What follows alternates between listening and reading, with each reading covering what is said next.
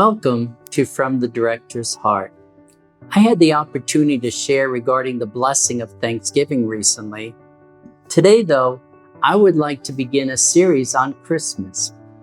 During the break, I will be in the United States, sharing my Christmas with all 4 kids and 8 grandchildren.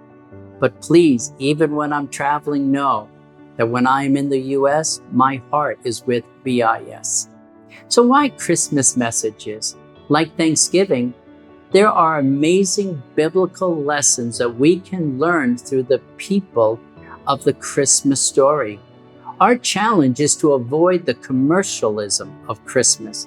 Like this, do you know in 2021, the U.S. will have spent $887 billion on Christmas? Or this, the average American will spend $826 for Christmas.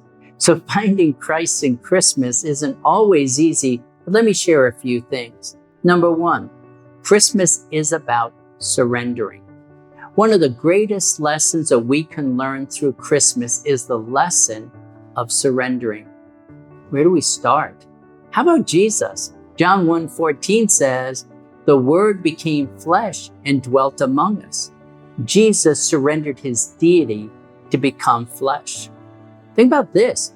Jesus had been with God, and imagine giving it all up, surrendering it because God had a plan. He loved us so much, he surrendered his son. Jesus loved us so much, he surrendered his life. Mary surrendered her plans and knew perhaps even her life. And Mary said in Luke 1:35, "I am the Lord's servant. May your word to me be fulfilled." Joseph too surrendered his plans to God's plan. Matthew 1:24 says, "When Joseph woke up, he did what the angel of the Lord had commanded him and took Mary home as his wife." We live in a society that instead of surrendering, we resist. We want everything our way. We want our plans. And when things don't go our way, we get angry. We get angry at society, angry at family, angry at God. We need to learn from Jesus, who before the cross said in Luke 22:42, "Not my will, but thy will be done." His heart, Mary's heart, Joseph's heart was one of surrender. May it be our heart. Second thing about Christmas is gifting. Yes, Christmas is about gifts, but it is more about giving gifts than receiving. That is what it says in Acts 20:35. It's more blessed to give than to receive. When I think about gifting, I think about the wise men. Matthew 2:10. When they saw the star, they were overjoyed. On coming to the house, they saw the child with his mother Mary, and they bowed down and worshiped him. Then they opened their treasures and presenting him with gifts of gold, frankincense, and myrrh. This is so important. Please understand, while the gifts of gold, frankincense, and myrrh were overwhelming, more overwhelming was the gift of their time, their travel, and their efforts.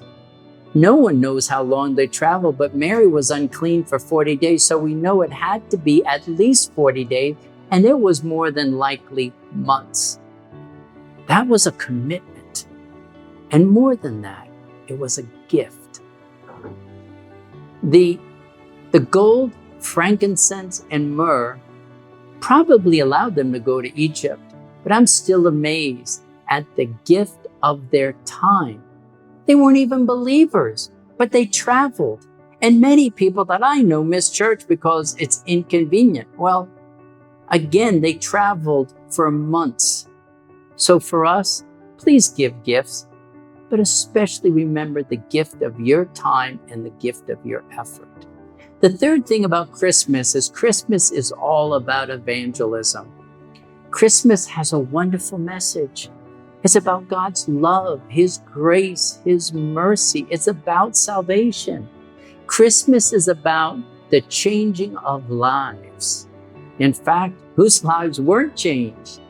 Mary's life, Joseph's life, the shepherds, their lives were all changed. I personally love the story of the shepherds, though. Shepherds' lives were tough at best. They were considered the lowest of society.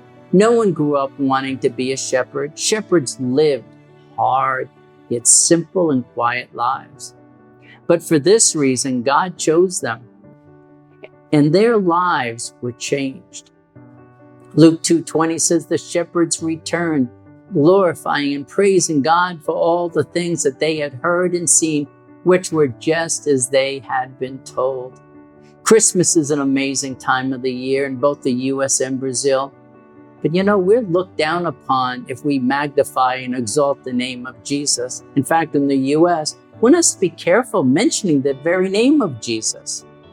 Yet there is something unique about the Christmas season.